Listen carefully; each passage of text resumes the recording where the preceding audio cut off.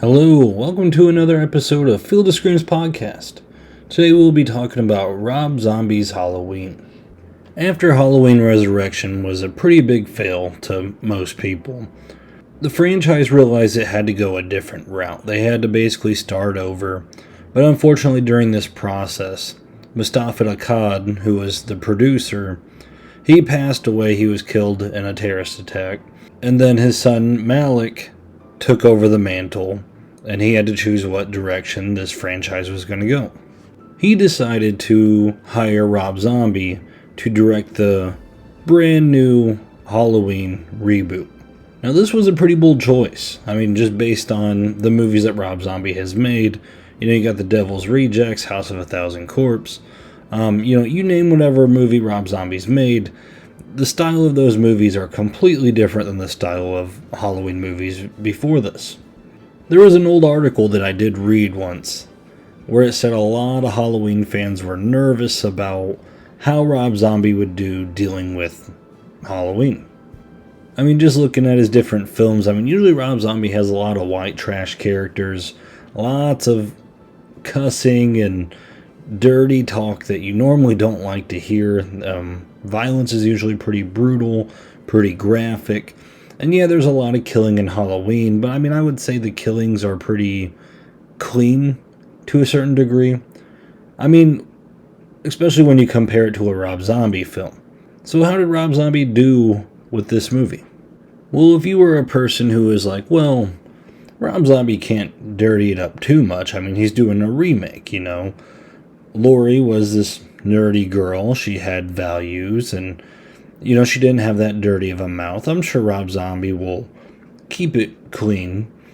And then you start this movie and you meet Michael Myers and his mom, who's a stripper, played by Rob Zombie's wife, which she's in every single Rob Zombie movie that he's ever made, so there's really no surprise there.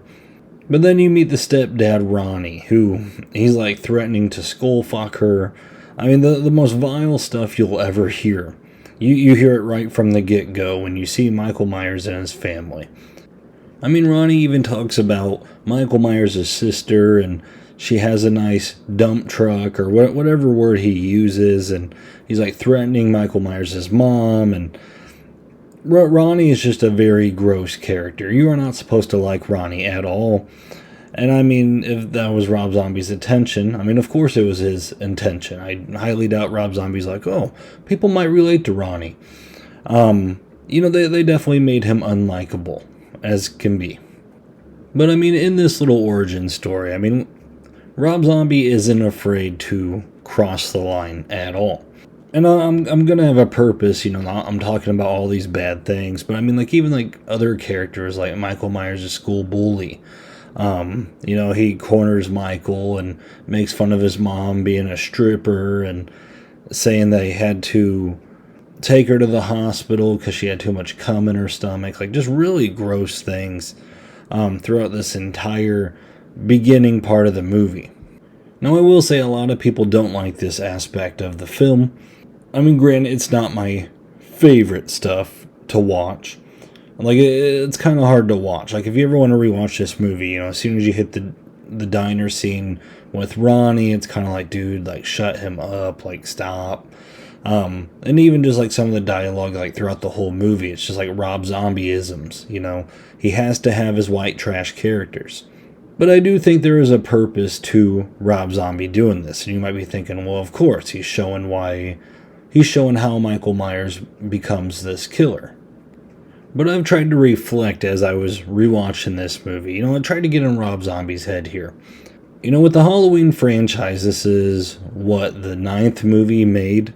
And in the previous installments, the previous 8 movies, when they talked about Michael Myers, there was the story. There was a little boy, and just one Halloween, he went crazy, he killed his sister, and then he, lost his sanity. Dr. Loomis, he's traveling along, telling about how he has the darkest eyes, and he once was a little boy, but now he's just a beacon of evil.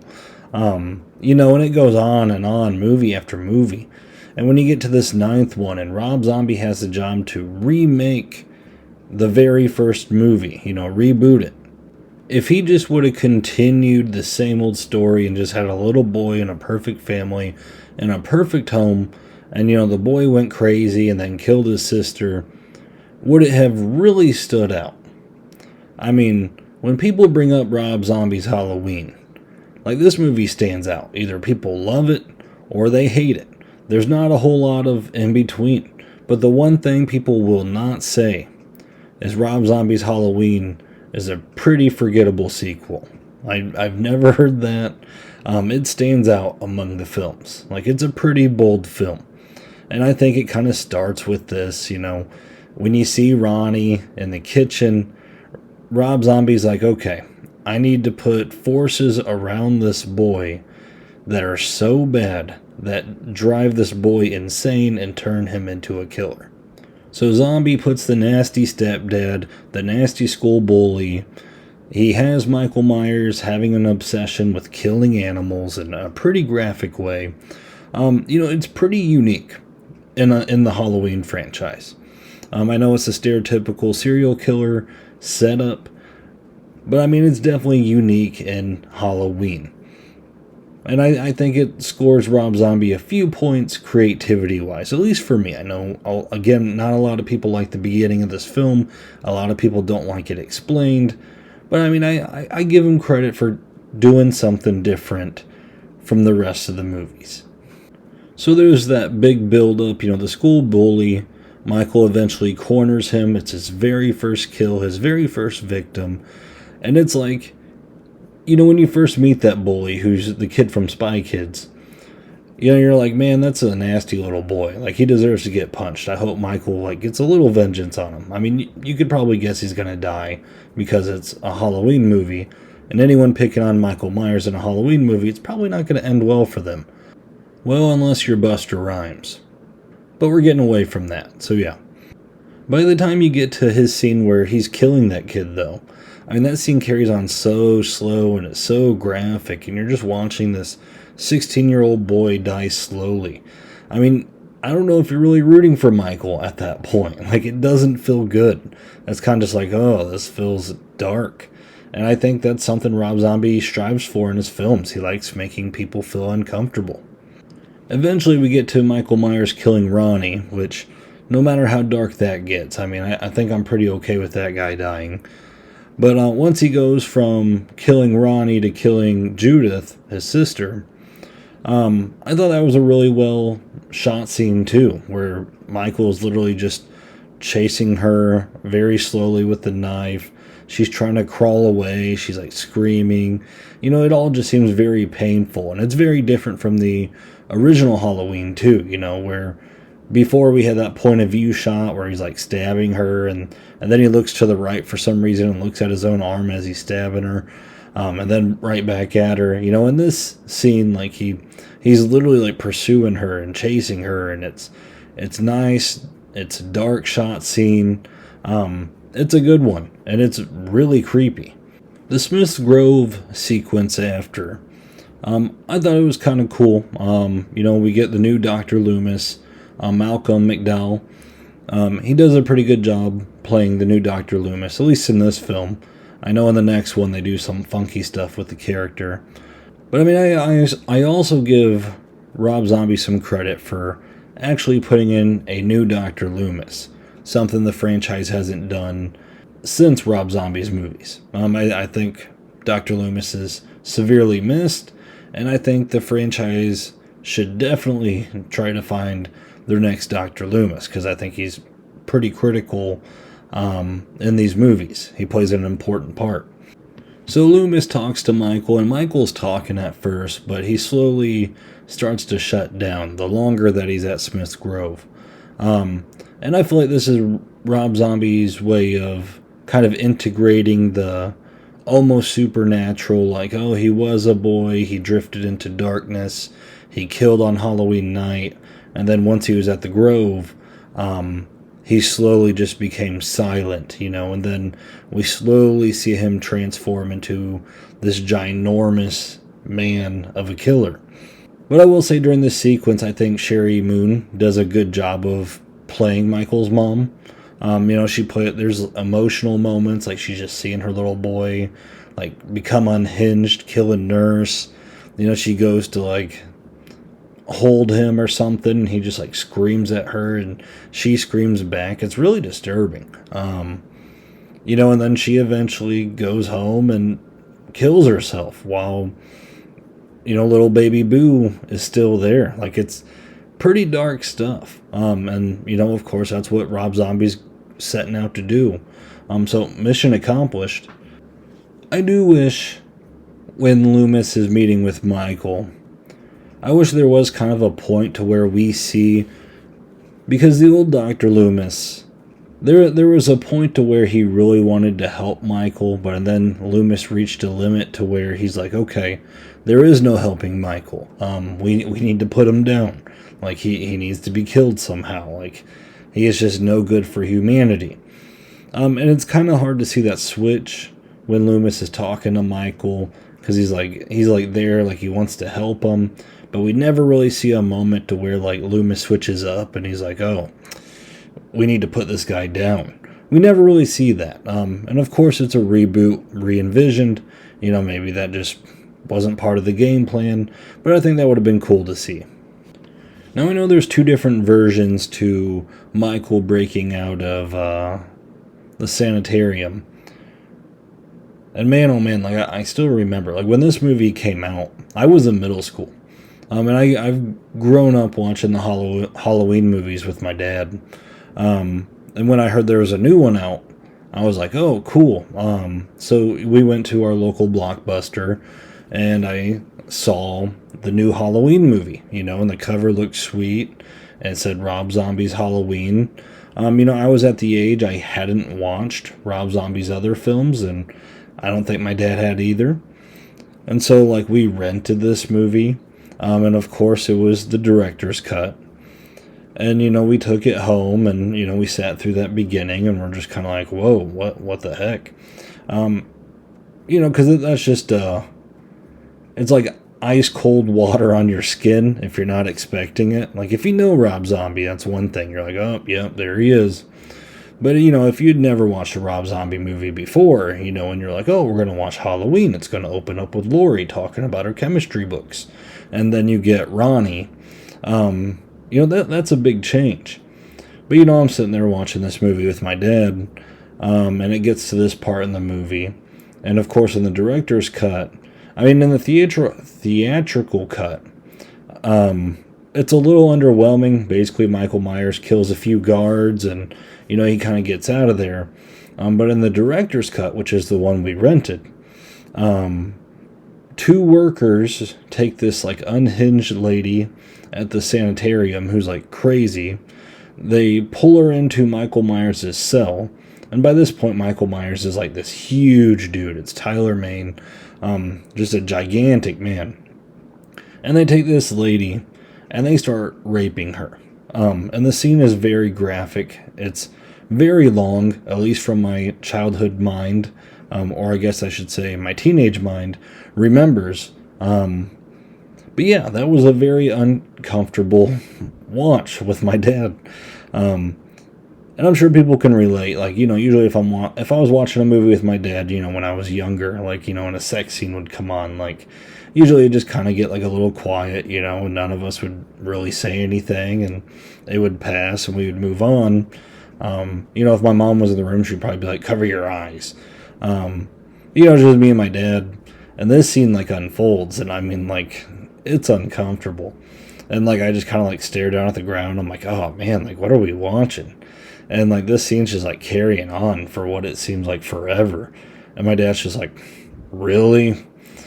But then, eventually the scene ends, and Michael Myers kills the two guards. He's kind of the good guy in the director's cut. But just very weird. Again, another kind of Rob Zombie thing put into the film to make people feel uncomfortable. When it comes to that scene, though, I prefer the theatrical cut. I can do without that. We don't need that in a Halloween movie. Oh, I almost forgot to mention, bouncing from that before I move on to the last part of the movie. I will say Danny Trejo's character, I thought he did a really good job. And it almost makes you think, that he's going to be like the one character that Michael like doesn't kill. You know, he might just let him be, or maybe Danny Trejo might come back later at the end of the Halloween film, and I don't know, maybe be like another Loomis helping out. But no, Michael kills him, and like it's brutal, like all the other brutal kills in this movie. Like nothing's held back. He's like shoving his head underwater. Danny Trejo's like begging Michael not to, and you know, before he dies, he's even like, Michael, I've treated you well, please. And you're like, don't kill him, Michael. And Michael kills him. You know, it's to kind of just tell you that this is Michael's final transition. Like, there is zero shot that Michael Myers is a good guy now, which we never thought he was going to be a good guy. Wouldn't that be something? If Rob Zombie remade Halloween, but made Michael Myers the good guy in the film. But no, like this scene here was to kind of solidify that, you know, his transition. The rest of this movie kind of just follows the formula of the original Halloween movie. There's a lot of lines of dialogue that are kind of the same. There's scenes that are like pretty much shot for shot, like almost the same. The only difference is like it's like Rob Zombie spicified scenes in a way. Like they almost carry out exactly the same. Like for example, like the three girls, you know, Lori and her two friends, like they're walking down the sidewalk, and in the original, you know, they're just talking about things, and Lori's two friends, they're talking about maybe partying and maybe drinking a beer and maybe even smoking, and you know, Lori's like, guys, my textbooks. But in this one, like all three girls are kind of foul-mouthed. Like they're talking about each other's crotches and, you know, if they can get laid, but they're not saying get laid. Like there's no filter with these three girls. And I'm guessing that's Rob Zombie's doing. I literally remember watching this movie with a friend when I was in high school, and I just kind of looked at him and I'm like, does Rob Zombie not know how high school girls talk? Like, I've never heard girls talk this way. Now, granted, maybe I was just a sheltered, small-town child, but that was just my perspective at the time, and I still kind of think that. So, playing Lori is Taylor Scout Compton. I think she does a very good job playing Lori. I think I would prefer her performance over Jamie Lee Curtis's Lori in the original Halloween. I usually poke fun at Jamie Lee Curtis in the first Halloween. Like, I feel like she's kind of wooden, you know. I did it before in this review, but she's always just kind of like, oh, my textbooks, I'm worried about a chemistry test. And even though this Lori's a little more sexed up in a way, I do think the actress does a good job playing her. And I'm glad they brought back Danielle Harris to play her friend Annie as well. I think that was a very good decision. I'm glad someone in the Halloween franchise treated Danielle Harris right, because after what they did with Halloween 6, like it was almost a crime.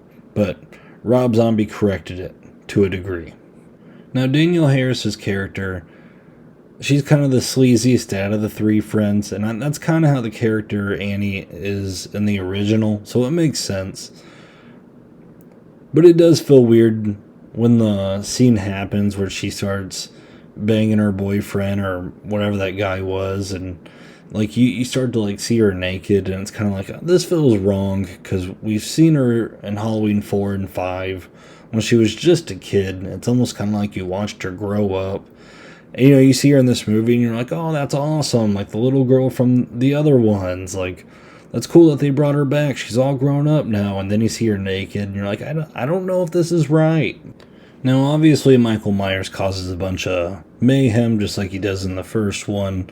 He drags Danielle Harris shirtless out the house, like bloodies her up pretty good, but she's not dead.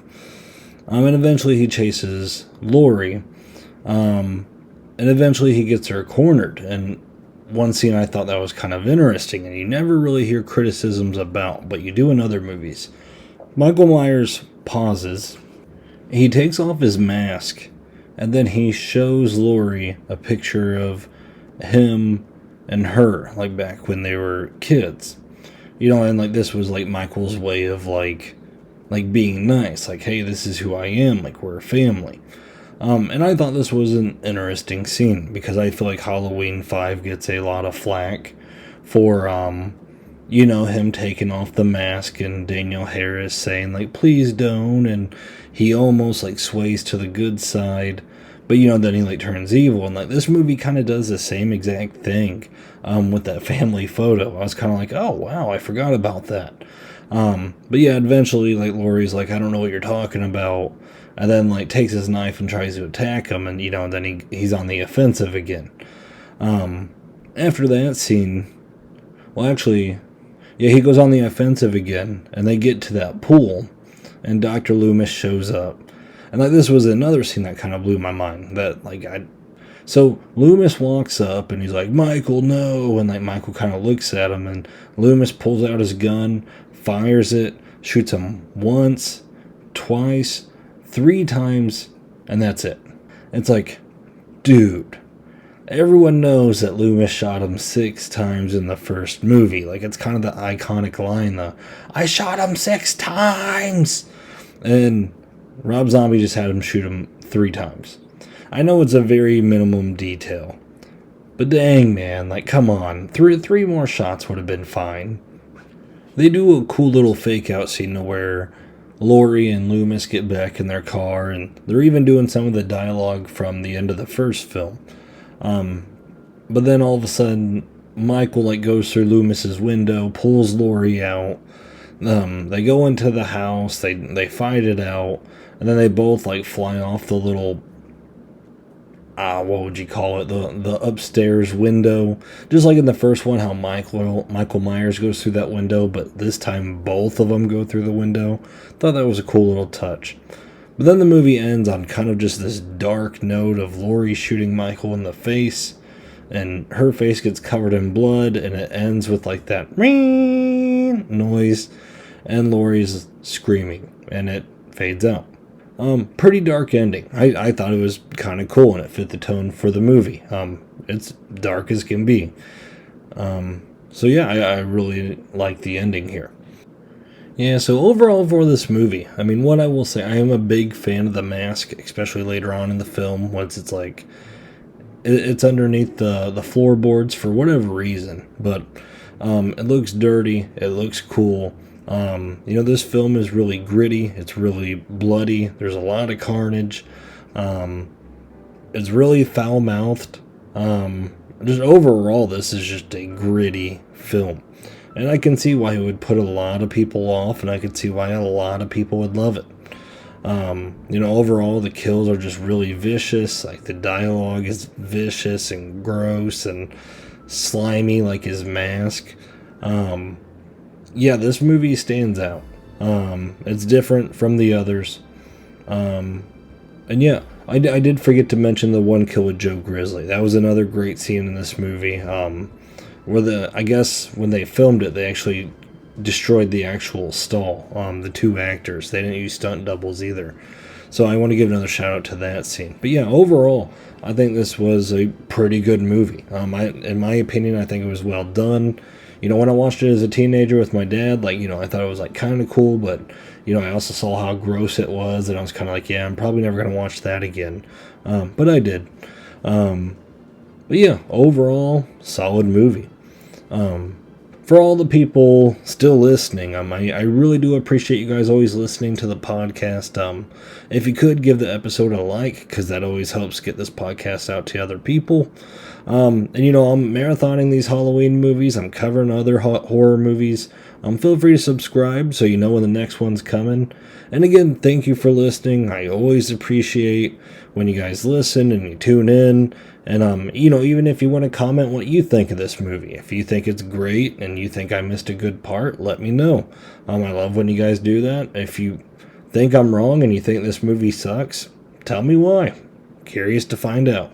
Well, guys, until next time.